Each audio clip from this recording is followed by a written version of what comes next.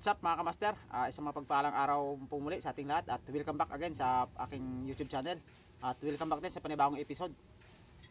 Bali, ituturo ko lang saglit mga kamaster sa inyo para sa mga beginners, sa mga nagtatanong din na gusto rin matuto kung paano ang tamang pag-install ko, kung paano ko in-install bago ko butasan yung housing, yung ating share ng conventional Neptunic trigger mechanism at sa kanyang lever mga kamaster. Bali ganyan siya mga kamaster, yan. Yan. Bali ito pala mga kamaster ay naisukat na natin sa kanya. Mayroon na siyang tiam or kawang para dun magpapasok yung ating share. Yan, para dun sa sabit. Bali ang gusto kong ituro sa inyo mga kamaster, ang pag-i-install dito. Yan dito. Bago siya butasan tong ating housing para mag-match dito sa ating share. Dito sa share natin at saka sa ating lever. Na kapag pinasok natin yung ating shafting, yung cut na ating shafting ay tugma-tugma doon sa ating share mga kamaster. Para maging ganito siya mga kamaster, oh. Yan, oh. Yan, ganito siya. Para maging ganito siya, oh. Yan, oh. Wait lang. Yan. Yan, oh. Yan. Yan, ganyan siya. Kumbaga ito kasi mga kamaster, kaya ito ang design nito kasi gagamitin to sa quick reload. Siyempre mga kamaster, bago tayo mag-umpisa, sa mga bago pa lang sa channel ko at kung hindi pa po kayo nakapag-subscribe, maaaring pakisubscribe na rin po at like. Malaking tulong na po yan sa akin bilang content creator o small vlogger. Yan mga kamaster, maraming salamat po sa inyong suporta at sa inyong walang sawang panonood mga kamaster. So ganito lang mga kamaster, umpisa natin ang pag-install. Bali ito palang ating housing mga kamaster ay 10mm by 30mm. 10mm yung kapal niya, yung kapal. At yung lapad niya naman ay 30mm.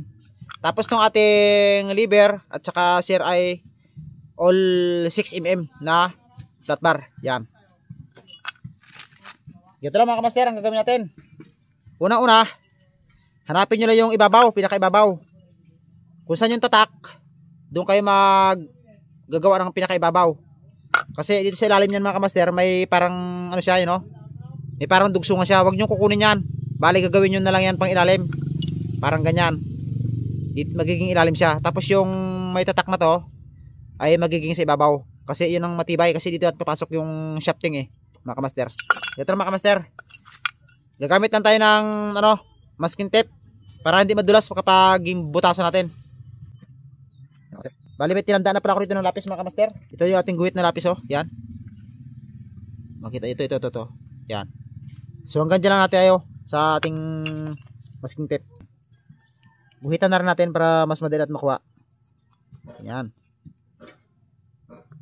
Ito lang yung simpleng pamamaraan ko mga kamaster. Sa mga walang pang pattern, pwede nyo gayahin ito. Ito lang mga kamaster, ang tamang pag-install ko. Ay simple lang ito. Patong nyo lang itong lever tapos itong share ay patong nyo rin ng ganyan. Yan. Kailangan nakasalpak siya dyan mga kamaster. Ganyan siya, ganyan. Yan. Tapos adjust nyo lang kung kalkulahin nyo lang yung kapal ng ating 1.5mm kasi ang kapal dito mga kamaster. Yung kanyang pinaka plate nya sa gilid. Yung kapal ng bakal ay 1.5mm ito. 1.5mm yan mga kamaster ang kapal niyan. Kaya makakalkula nyo rin yan yung magiging ibabaw. Hindi ito magiging ibabaw. Kaya ganito lang mga kamaster. Patong yan yung lever. Tapos yan. Tapos ito yung ating sample na na may cut na magiging shafting. Paggayahan mga kamaster. Yan. Ganyan nyo lang mga kamaster. Kailangan nakasalpak siya.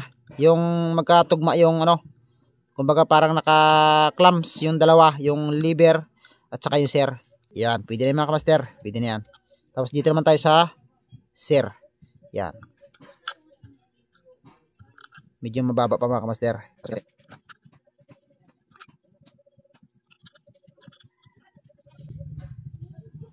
Yan mga kamaster. Okay na yan. Ang gagawin naman natin dyan mga kamaster, guguhitan na natin to. Ito loob. Yan, ganyan. Yan. Tapos ganoon dito sa kabila mga kamaster sa lever nya. Yan. Buhitan din natin yung butas para sa pagbutas natin ay meron tayong palatandaan mga kamaster. Para hindi tayo mag loose align. So yan mga kamaster, dahil sukat na lahat at okay na. Nakasakto na rin yung ating align ng ating shafting. Butasan na natin ito mga kamaster. Ito na siya. Yan. Kumbaga ito mga kamaster, tutuldukan natin ito ng concrete nail. Yan. Kung mayroon na sana akong mini vise mga kamaster, mas madali. Kasi ikaklip lang natin, i-mini vise na natin ito bago papatungan lang natin sana ng pattern na ganitong design na rin. Madali lang sana kaso wala tayong mini vise. Yan, ito na mga kamaster, naka-ready na ating 1/8 na drill bits. Butasan natin mga kamaster.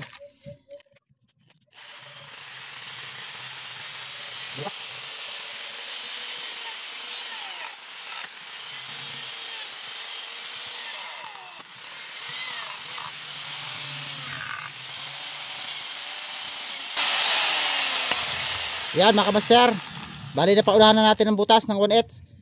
Sundan naman natin yan ng 3/16 mga kamaster para dun sa final natin na butas para sa ating pang pinlock na 3/16 din na shafting stainless. Yan. Sundan na natin siya ng 3/16 mga kamaster. Ito pala mga kamaster ay trigger ng ng in-order sa akin na pana mga kamaster. Gusto ko lang ipakita sa inyo yung tamang yung simpleng pag-install ko na sa mga low budget pa. Gano'n lang mga kamaster. Kasi pagka may punang kataka, kaya mo nang gumawa ng mga magagandang pang magagamit. Yan mga kamaster. Sundan na natin ang 3/16 para makapag-install tayo maya.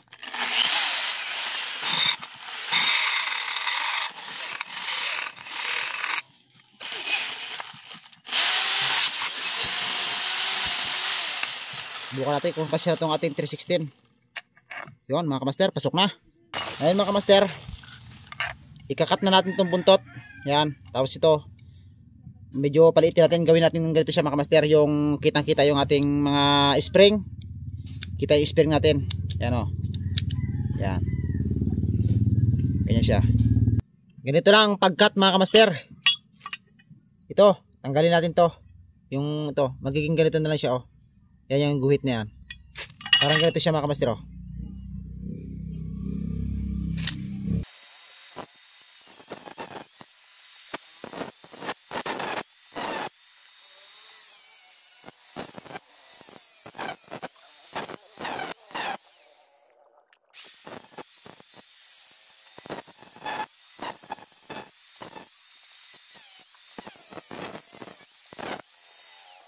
Alikat naman itong ilalim. Ito. Yan. Punta dito.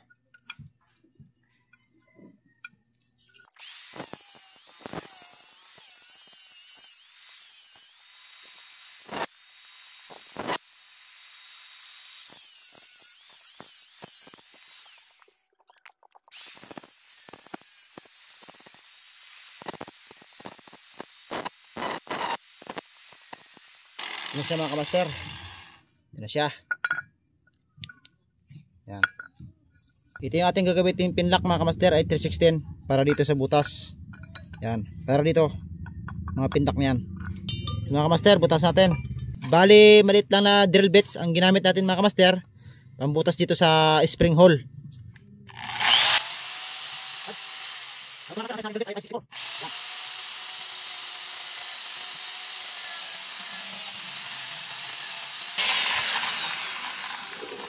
Yan mga kamaster, ayos na rin yung ating spring hole sa ating lever. Kaya lagyan na natin spring mga kamaster para testing na natin dito yung kung gumagana na siya mga kamaster.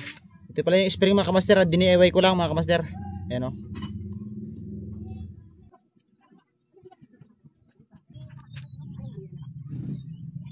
Pasok na kamaster.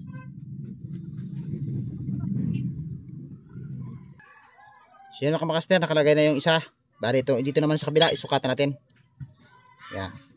Bali, medyo batakin na natin mga kamaster para medyo may lakas din yung ating spring.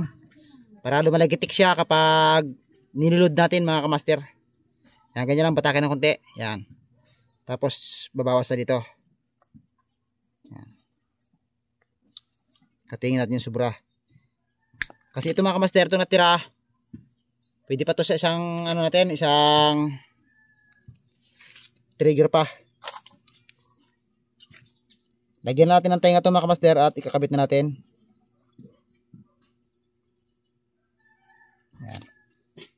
Kabit naman natin ito mga kamaster, yung ating spring sa isa sa lever.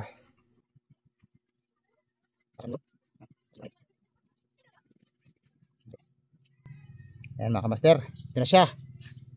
Ito na yung kinalabasan mga kamaster. So yan mga kamaster, bago natin siya testingan, gawa muna tayo ng kanyang mga pinlock.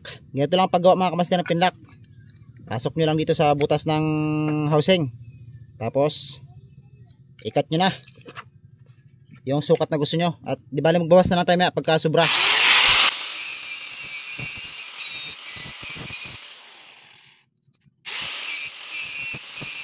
Yan mga kamaster, pasok na natin dito. Yan. Para matestingan natin mga kamaster kung gagana na yung ating ginawa. Lagyan natin ng pinlock. Yan. Isa pa yung pinakasir pa.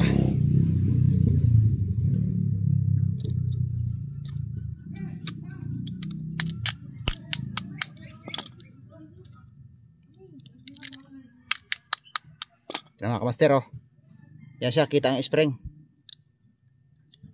Yan oh.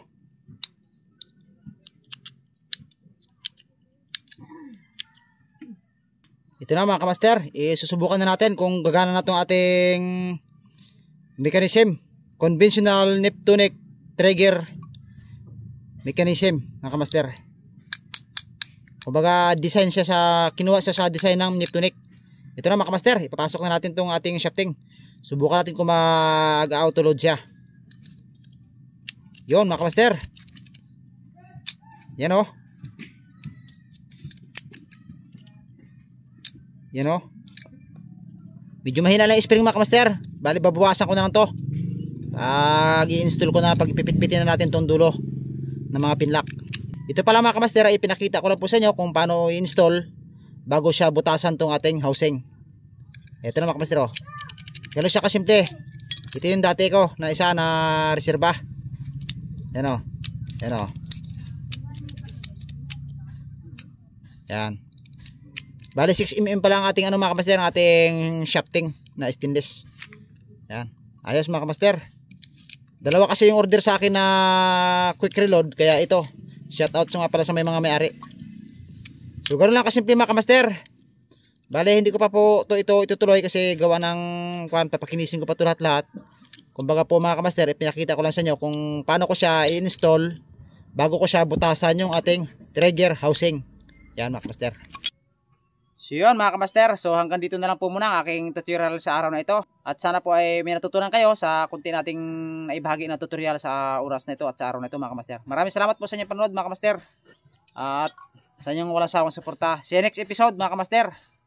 Yan, sana nakuha nyo mga kamaster ang tamang pag-install ito ng trigger mechanism na conventional Neptunic design. Yan. Mga kamaster, salamat po. God bless.